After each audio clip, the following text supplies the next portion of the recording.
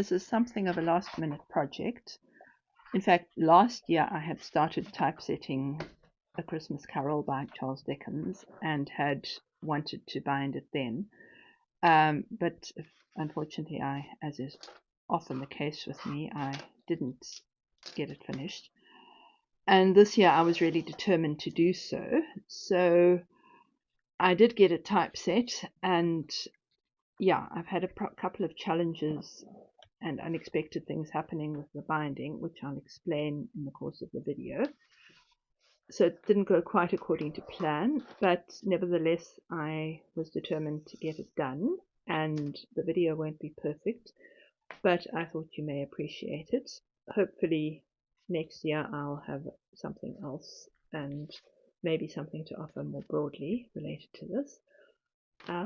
But I start here then with folding and cutting the A4 pages to A5.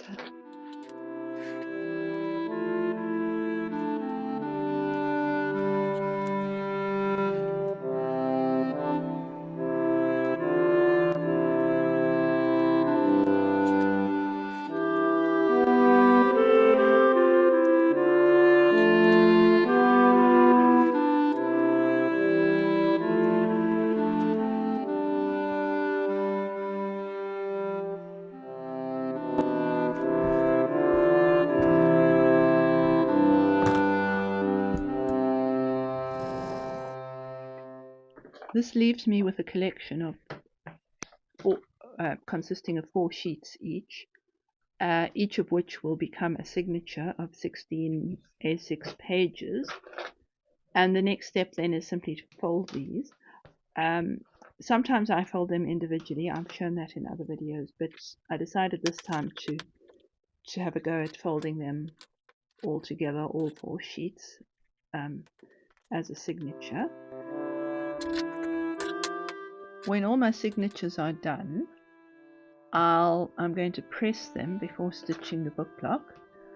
And what I do is to even them out in the press, I'll sort of split them up so that they face different ways, just to split out the pressure.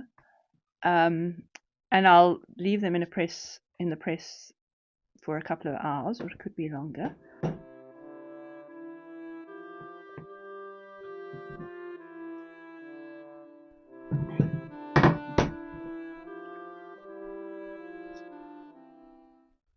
I then need to prick holes in my signatures before I can stitch them, and so I take a piece of cardstock to make a template and mark where my holes are going to be.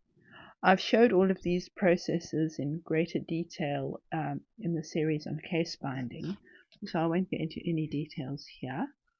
But I mark my holes, at least I mark where the holes will be, and then I very carefully use my awl to punch the holes in the signatures.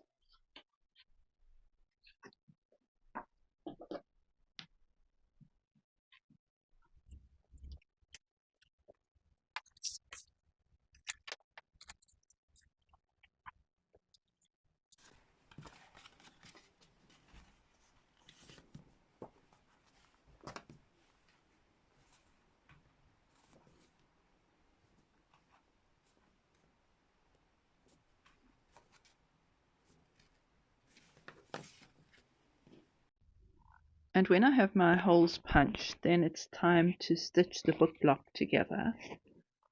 Now, I've previously shown easy ways of stitching on a paper band, but I thought I'd do another method this time, and that is stitching using what's called a French link stitch. So you don't actually stitch it onto a band, but rather when you come out of the signature, you go under the thread below, as you'll see in a minute. But I start as I normally would, going in at the top, and then I come out in the middle and go back in, and then come out at the tail.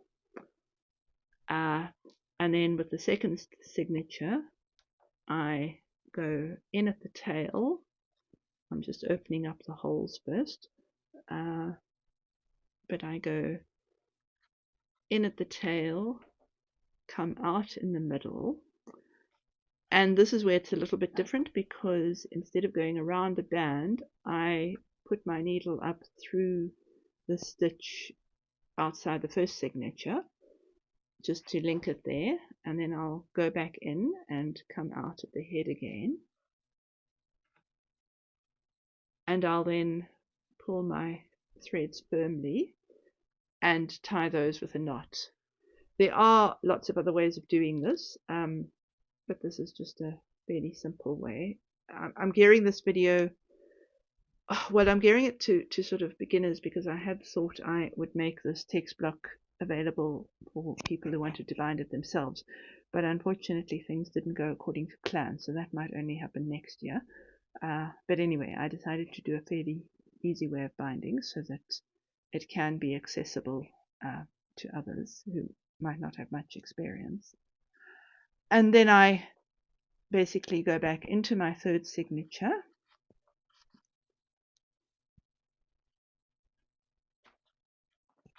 go in at the head, come out in the middle,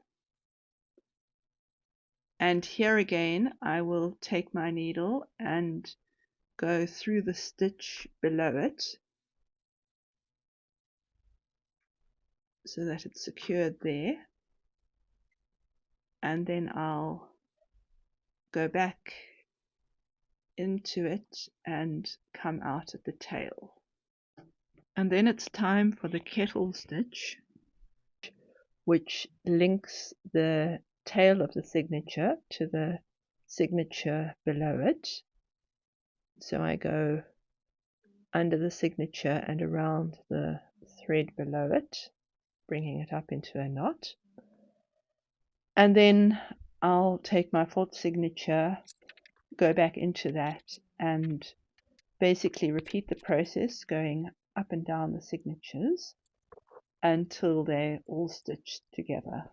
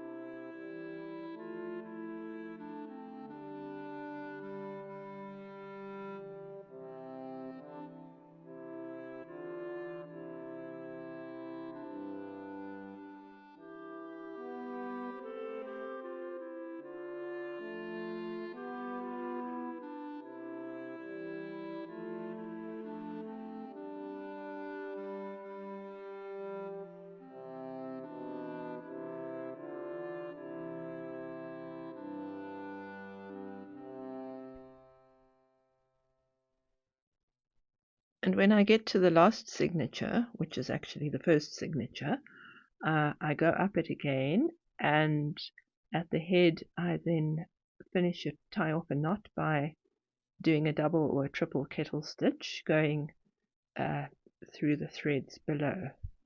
I'd left myself rather a short thread with this. I usually make the opposite mistake, so it was a bit fiddly, but I had to basically tie it off and then trim off the two threads to a couple of centimeters. Now for this binding, I'm just using tipped in end pages. So I've printed a marbled design on, I think it's a 160 gram paper, sort of a cardstock, and I've also waxed it, as I show in my video on that. But I'm basically just trimming them to the exact size of the text block, and then I'm going to tip them in. So to tip in my end pages, I'm basically going to just apply a narrow strip of glue to the edge of the end pages. So to do that, I'm just putting them between two sheets of paper to be easy. There are other ways of doing this as well, of course. But I'm just applying glue to the inside edge of the end pages, of each end page.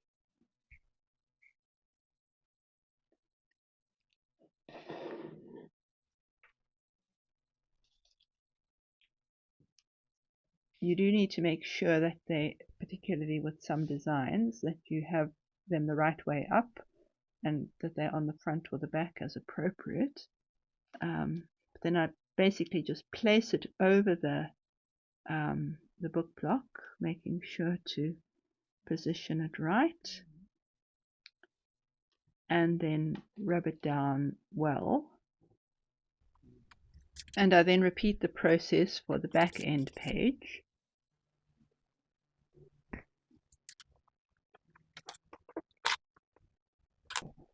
And when my end pages are glued on, I'm then going to put it into this little press sort of thing, but you could use some clamps or whatever you have. But it's basically to hold it in place so that you can stand it upright. But I do try and keep it as well aligned as I can, particularly from the head or the top of the book, making sure that that's straight. But then I have it upright so that I can glue it and let it dry upright. My glue, I'm just using PVA here, both to the edges of the end pages and also to the spine. This is basically the same as I show in more detail in the case binding series, so I'll link to that. I'm using a piece of muslin here that's been stiffened with a thin coat of PVA. It's actually a bit narrower than it should be, but I'm using up scraps in a last minute job, so it will have to do.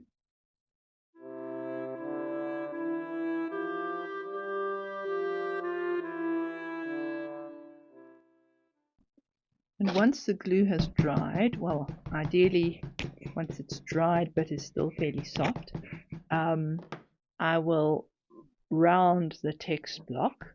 Again, I show more about this in the case binding series. And having rounded it, I'm going to sprinkle or speckle the edges. I'm just using acrylic paint here. And again, I have a video that shows this in more detail. But it's a very easy way of decorating the edges. I'm just going to be gluing on headbands for this book. These aren't strictly necessary in a case-bound book, they're purely decorative, but they do add something. And what I've recently discovered is that I can print a headband design onto book cloth and then use that to make my headbands from, just gluing them over a piece of string. So that's what I'm doing here. I had a bit of a disaster with printing on book cloth, as I'll say more about later, but I did manage to get these little pieces, which is partly why they're a bit narrower than they really should be for ease of use, but they will do for now. So I basically just glue them together and then glue them on to the head and tail of the book.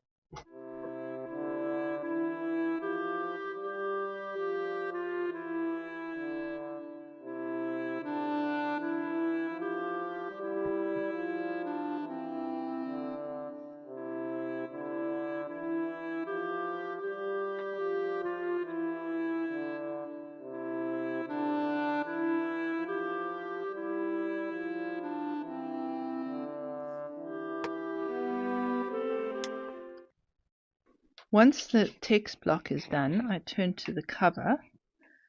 First I measure the width of the spine, and I take a piece of paper and measure it from the one ridge to the other. And my spine board, which will be made from I think it's 160 GSM cardstock, will be, yeah, just the width of the spine, or just marginally more, so that it curves around from the one edge to the other. And then I have two grey boards that I think are 2 millimeters wide, or 1800 GSM, and they are 2 millimeters narrower than the text block, and I think 6 millimeters longer. And what I do next is that I'm going to mark everything out on the back of this piece of paper, and then glue the boards and the spine board to it. And I'm using a 7 millimeter gauge because I'll have 7 meter gap at the hinge, and then I'll glue everything to that.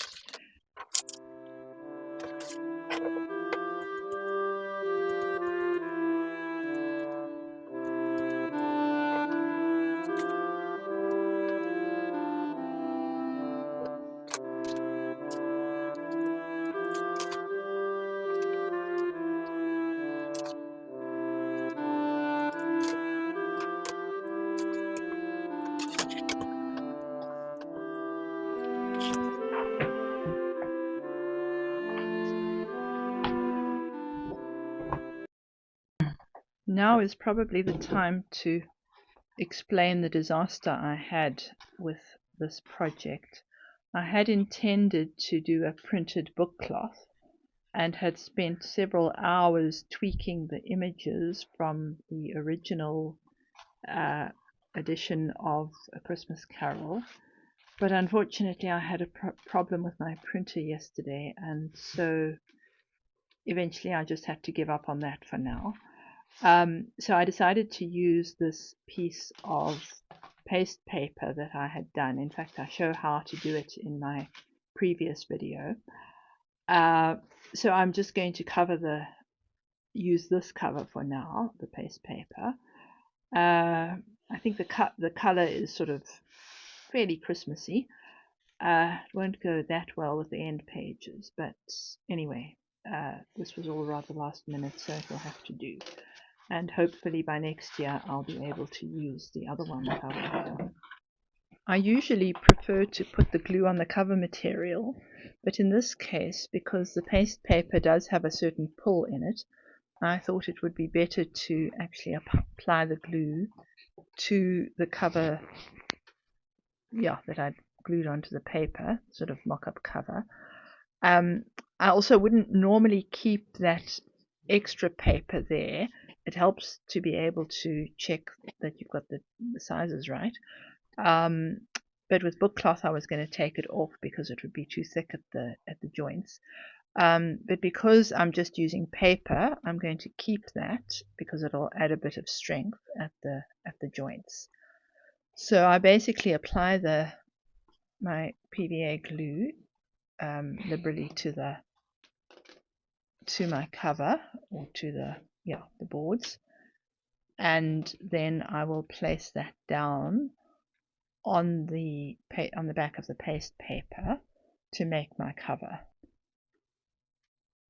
And I press it down well and rub it, mainly rub it using a dry cloth. One does have to remember that paper, when it gets wet, is quite fragile. It's remarkably strong once it's dry, but yeah, one needs to be quite careful with it. Also, I've realized with this design, when I made end pages last week with this paste paper, I pressed them very hard, and that sort of loses the crackle effect. So although obviously it needs to be pressed down well, I actually want to try and keep the sort of texture effect if I can. And then I trim the edges. I'm just doing, I mean, one could use a jig for this sort of thing, but I'm just doing it with the naked eye. And I then apply glue to the turn-ins of my cover. I'm using PVA here. Well, in most of my projects I use PVA. People often ask about glue, but I do have a video on that, but really it depends on where in the world you are. So I'm just making sure that this is all equally glued, and then I will, starting on the head and the tail sides, I'll paste down, well, I'll turn in the turn-ins, if that's the word one uses. Again, being quite careful here because the paper is fragile while it's still damp, particularly at the spine. It's generally best to use a dry cloth rather than a bone folder at that point. And then when I do the four edges, the shorter ends, I just neatly turn in the corners with my nails and bring down the turn in there, and then work everything in well. I must say I like to try and keep, especially with paper, make sure that the corners aren't too pointy. The nice thing about paper is that it is quite malleable in contrast to book cloth. So I like to try and keep them as neat as I can. And then just make sure that everything is even. And I'll go over the outside again. But again, I'm hoping that I can get this done in such a way that it does keep some of the texture of that paste paper.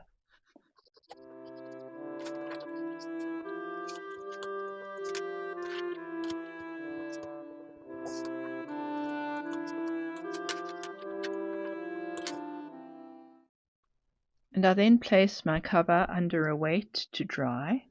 Because I'm using paste paper, I'm particularly careful to put wax paper against it, because paste paper is basically, well, paste is glue, and so when it gets damp it becomes sticky.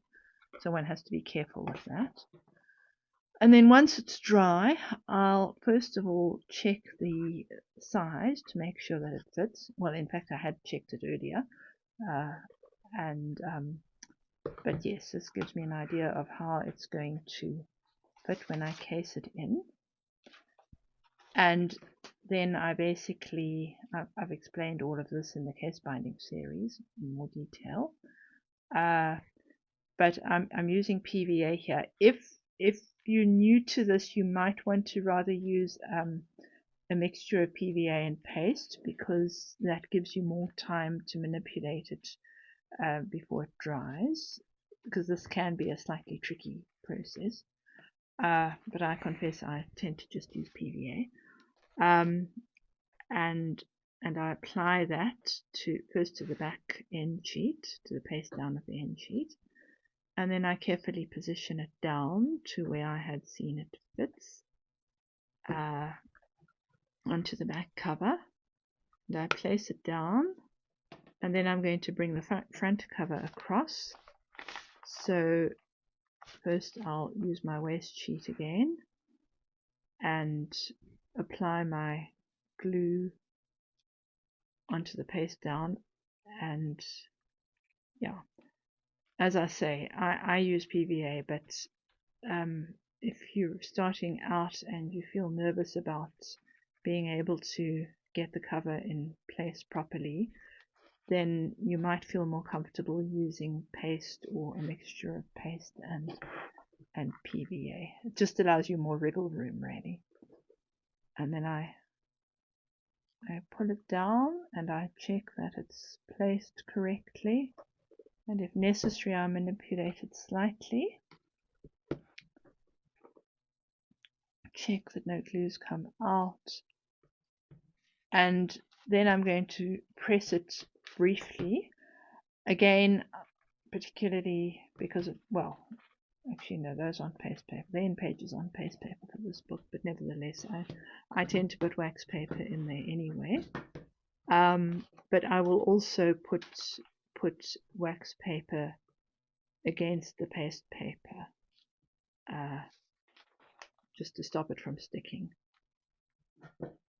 And what I do now is that I'll just put this in the press it briefly, and then take it out, check it to see if any excess glue has come out, and if it has, then I'll wipe it off, but I think it's okay. Yeah, that seems to be okay. And then this is my method of doing it, is you could leave it at this point, but what I like to do is I've got some boards with skewers that I've stuck to them, and that they're going to go into the hinge joint and just accentuate and help to glue down the joint, which means I need to position the joints carefully above the skewer. And because I'm using wax paper here, it's a little bit tricky, but I can manage. I just have to feel it. And then I do the same at the top, is place my skewers in the joints, and then I'll again press that briefly, take it out and check that it's okay. Also check, sometimes with this one gets glue coming out of the hinge joints. It hasn't this time, I don't think, so that's okay. And what I normally do now is then put it back with the skewers in the hinge joints and put it back in the press for a few hours or so. But because, as I said, I want to try and keep the texture of the paste paper, I'm not going to put it in the press, but instead I'm just going to put it under a couple of weights. So I have wax paper between the end pages, plus the end pages are waxed. So I don't think there's too much danger of moisture getting into the text block. And I will leave it under a reasonably heavy weight overnight, but I'm going to let it dry like that, just so that it doesn't get too much pressure. So we'll see if I can manage to retain the texture. So I've left this under weights overnight, so it should be well and truly dried by now. And I take it out, and I am actually really pleased to see that I have retained the texture of the cover, and it's all glued well. So I'm quite pleased with that. The one thing I still want to do, though, is to glue a label onto the spine. As I said, my original cover idea didn't work out, but I have printed one of the original spine label, at least the label from one of the earliest edition, and I've printed it and colored it slightly and given it a coat of acrylic medium. So I just measure the spine, and I'm going to cut the label to the exact width of the spine. It does have a rather interesting shape though, and so having cut out the label, I just apply some PVA to the back of it, and then I will carefully position it onto the spine, making sure, of course, that I've got this book the right way up, which I have been known to make mistakes about. And I'll carefully position it on, and then gently rub it, and then leave it to dry.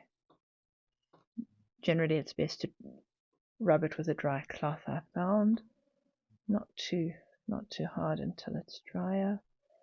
And then I leave that to dry, and the book will be finished. And here we have it. As I've said, it's not what I was originally planning to do, but nevertheless I'm quite pleased, both with the book block and also with the cover in the end, even though it's, I still would like to do my other one. So perhaps next year there'll be something else. And a blessed feast to all who are celebrating Christmas at this time. And please, all of us, let us keep the people of Gaza, of Palestine, of Lebanon, of Syria, of Yemen, all the abandoned of the earth, in our hearts and in our prayers.